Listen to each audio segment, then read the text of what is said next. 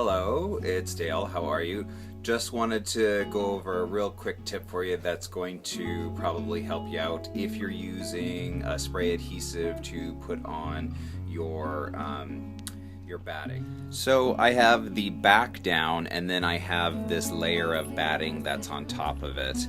And what I typically will use is a spray adhesive, this 505 spray and fix. What I like about that is you can actually, if you make a mistake, you can kind of pull it apart and put it back together and it still adheres just fine. So that's the product I tend to use, which I found is pretty good. Anyhow, so I have this down, and what I'm going to do is I'm just going to peel back the layer, and I'm going to just do this in sections. So I'll peel this part back and then just spray the back.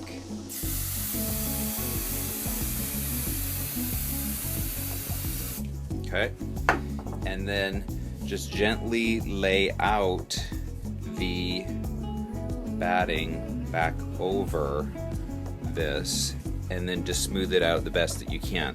The part I really wanted to show you though is if you get a bubble, say like this, with this you can just pull it apart and stretch it out and it should be fine.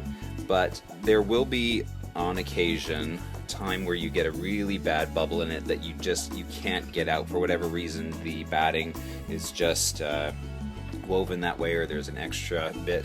So what you would do is, say this was the extra bubble that you had there, you would actually just take your scissors and just cut the excess off the top like that, and then it'll fold back down and smooth out.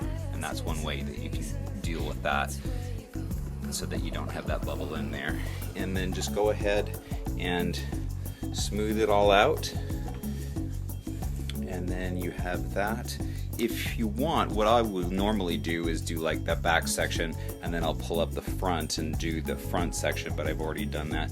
And then you have nicely smooth out section. And I'm actually going to put another piece across here. I actually sometimes piece my batting. I know you're not really supposed to do that, but I find it works just fine so long as you get the batting pieces together really close on the seam edge. Anyways, I hope that helps. Let me know, and also of course always post questions that you might have, any tutorials that I could do for you. I'd be happy to post as well. Alright, I think I have the camera up there. I wanted to show you one more thing about the spray adhesive. When you're going to, before you spray it, what you want to do is you want to lay it out on your batting. So this is the quilt top, and it's on the batting, which is already adhered to the back. So I have this all sprayed out. Really smooth it out so that you have no bubbles at all to begin with, and then slowly peel it back from here to about halfway. Again, making sure that this is all good and smooth. And then I use the spray adhesive, really focusing on the outside. The inside you can just do a light layer, but the outside is a little bit more important to hold it secure. So spraying the outside and then just a little bit on the inside.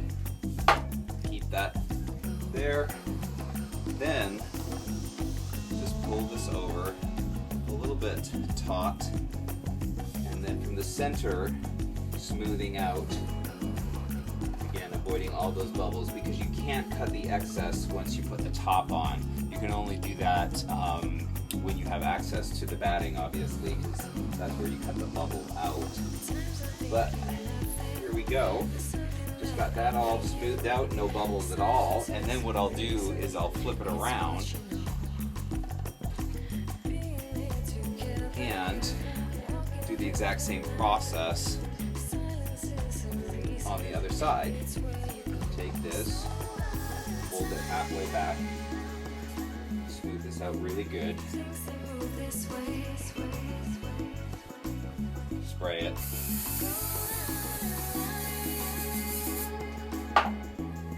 bring this back, and smooth it out again from the center out.